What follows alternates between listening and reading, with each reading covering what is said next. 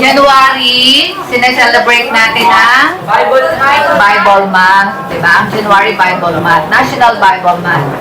So, sabi doon sa ating tema, God's Word brings life to our hearts and to our homes.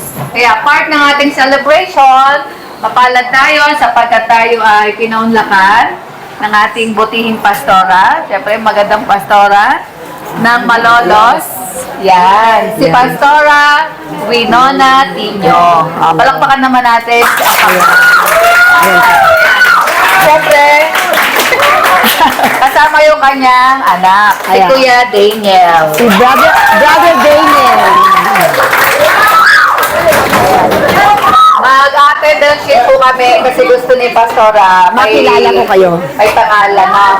Sige, kukuha lang ako ng bond paper. Right.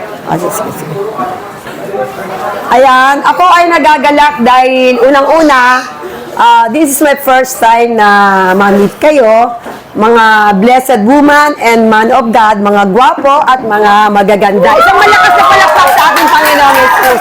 Ayan, aminado ba kayo maganda, mga babae dyan? Mga kalalakihan, aminado kayong pogi? Kasi talaga naman tayo, at siguro naman diligid sa inyo na tayo nilikha ni Lord, tayo ay kawangis niya. Kaya tayo ay walang kapintasan. Tayo ay talagang perfect. Kumbaga, yung iba kasi sasabihin, di ba, yung iba, pag pango-ilong, ba't kasi pango-ilong ko, ba't maitim kasi ko? Hindi nila nalalaman ang salita ng Diyos, wala tayong kapintasan. Amen po ba? Lahat tayo ay magaganda. Ngayon, gusto kong mag-attendance, gusto kong makilala kayo. Amen po ba? Para, eto yung si Brother, Daniel Tino. Engineering po yan. Graduate siya na engineer. So, engineering po yan. So, siya yung magiging assistant ko dito palagi. Yan. Ngayon, nais ko na attendance, tapos may ibibigay siya sa'yo. Bigyan mo nga. Okay, bita. Ito yung babae. Ayan na ta. Sa boys to, boys. May extra ballpen ako doon. May ballpen ba kayo lahat? Very good. Wow, sino yung wala?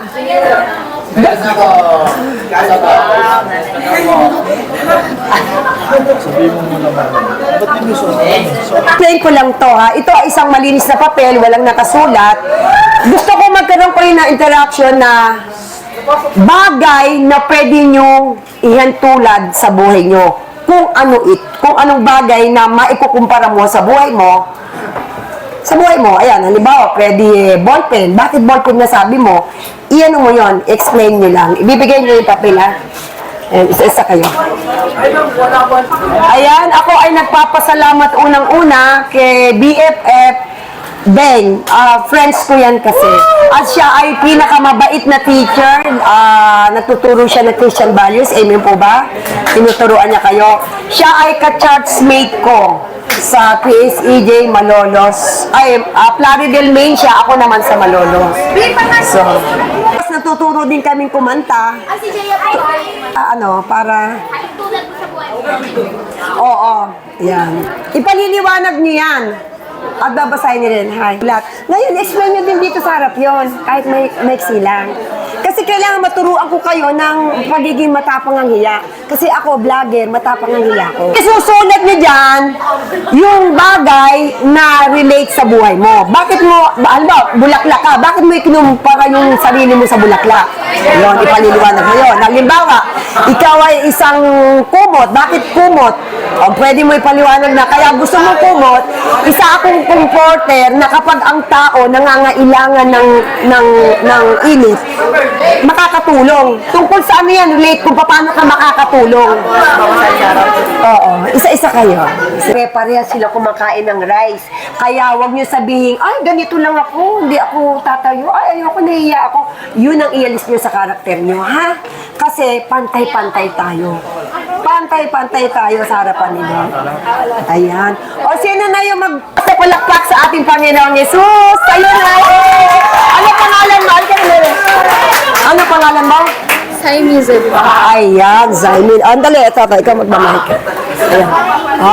Ay, tahimik. O, sasabihin niya, ilakas mo, ha. Ayan. Hindi po ako nakapagsulat sa papel, pero meron po ako sa notebook. O, yun, pwede yun. Anong bagay na maikukumpara mo? Ilakas mo. Hello. Pakilala ka muna. Hello everyone, my name is Siamese Isinko. Palakpakan na lang natin. Ilan taon na? 14 years old. 14? Everyone, I see myself as a moon because just like it, I have a quiet kind of beauty. The moon shines and glows so brightly at night, but most of the people are asleep. They don't see how it glows and how it lights up the darkness. They don't see how beautiful and calming it looks. That's how I see how I feel about myself. I put efforts, I make sacrifices, and I always try my best to be okay, to be seen and to be heard. But most of the time, no one sees the works behind it.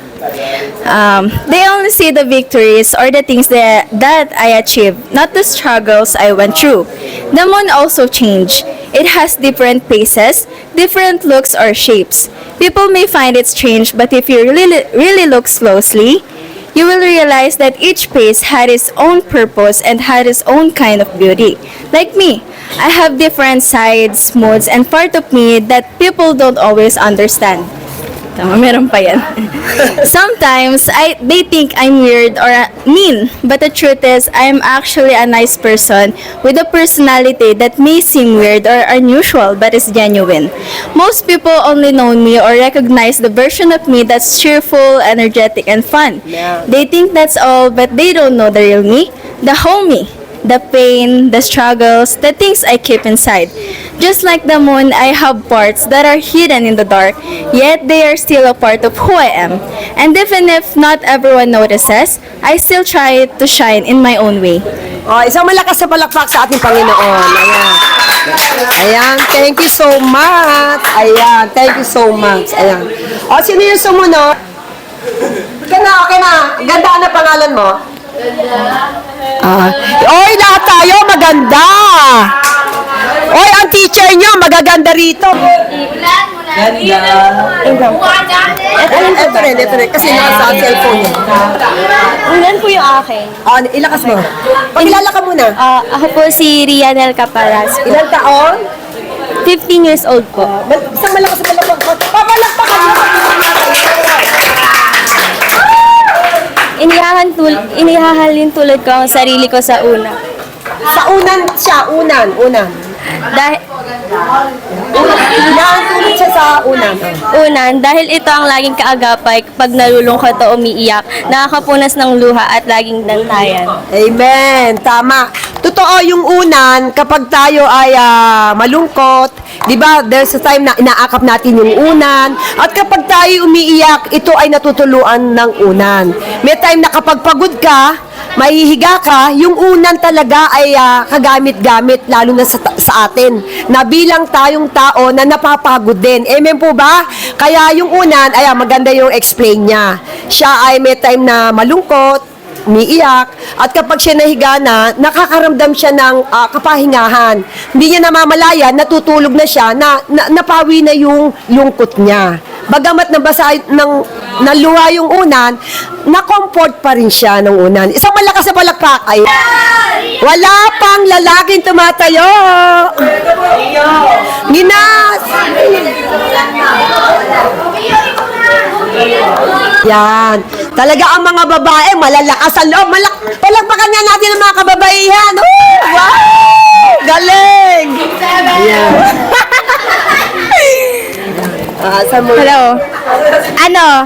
Nire-represent ko yung sarili ko na wait lang. Anong bagay yung Candy. Kasi sweet akong tao. Tapos kumot. Mahilig kasi ako mag-comfort. palakpakan natin. Ay, isulat mo yung name at saka yung dito. Ayan, ang sweet naman, Candy! Ayan. Actually, talaga tayo, di ba? Lagi tayo kumakain ng candy. Every time na tayo nagta-travel, may baon tayong candy. Talagang ang candy ay isa rin talagang sweet yan. So, thank you sa iyong explain. Totoo yun. Ako kasi sweet, ano rin ako, lovable person din ako, sweet din ako. Kapag ang tao ay sweet, mapagmahal, aminado ba kayo dyan, marami magmamahal sa'yo. Amen po ba? Kahit saan ka magpunta, meron kang magiging BFF. Ayan, si BFF. Ayan, taga Plaridel yan. Naging BFF ko yan. Kaya, kahit saan ako pumunta, mapapunta ako ng Japan, Thailand, sa iba-ibang bansa, marami akong iniiwang BFF. Bakit? Yun ang tandaan nyo, ha? Huwag kayong papayag na sa isang lugar wala kayong magiging kaibigan. Bakit? Nilikha tayo ni Lord para saan? Para magmahal. Amen po ba? Magmahal sa lahat ng tao. Wala kayong pipiliin. Pulubi man yan, mahirap man yan, mayaman man yan, o pinakamayaman man yan. Pantay-pantay tayo. Lahat mamahalin. Amen? Wala dapat tinatangi. Dahil ang Diyos hindi nagtangi. Amen po ba? Hindi nagtangi ang Diyos. Ikaw at ako, minahal niya. Amen? Ikaw at ako, makasalanan, minahal niya. Kaya lahat kayo magmahalan. Amen po ba? Walang away-away. Teka muna, naiba tayo. Wala pa rin lalaking tumatayo. Bakit? Ayan! Palakpakan natin! Pangalan mo? Lionel po. Lionel. Lionel. Ilang taon? 14. Sige. Saan mo kinumpara? At tabahan mo rin minsan. Meron ba? Parang lobat na. Meron ba? Ba't parang wala? Narinig niyo ba? Parang wala to. No. Ayun. Lakas mo. I see my reflection in a fading brush. A brush may look ordinary, but it has the power to create different things. Yes. Like a brush, I can make mistakes, but I can also create something beautiful. Ang bilis. Ito, alalayan natin. Iso mo. Dapat ginagala mo Ba't ka yung nanginginig? Yan ka ka-cellphone mo. Okay. Okay. Ay, palapakan nyo nga. Nang lumakas. When I try my best,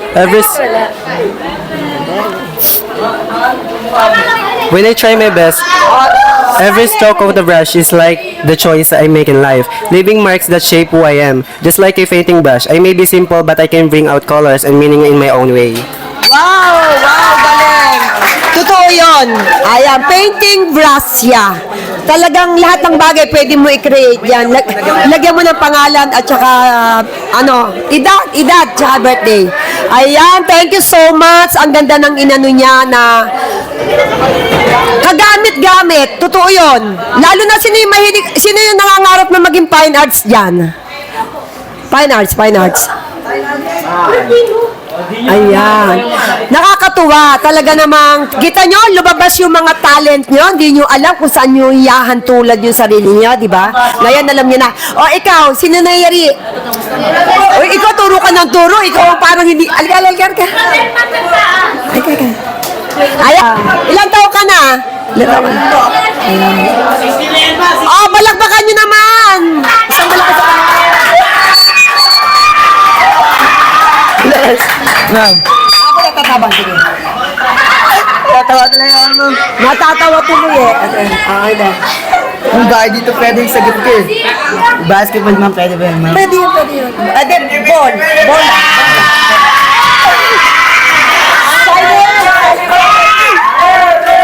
Oy! Naiiyak ko. Lakas nyo tol! Oh, sige. Ito na, oy. Ready na siya. Ay, ma'am. Wait lang ma'am. Ball. Tol. Wait lang tol. Ha? Ball. Pag sa tuwing naglalaro ako ng basketball, nawawala wait lang tol! Nawawala aking lungkot at pinagdadasal ko kay God na sana lumakas ako. Wow! Ayun. Ang ano niya ay bola, basketball, ball. Yung ano niya. Lagyan mo ng pangalan. Ayan. Ayan, sa totoo lang, yung asawa ko na si Pastor Rolly ay mahilig mag-basketball. Siya ay naglalaro. Alam nyo ba, yung aming church ay nagpaliga. At andito yung ibang estudyante na sumali sa paliga. Nag-champion yun, yung Maunlad team.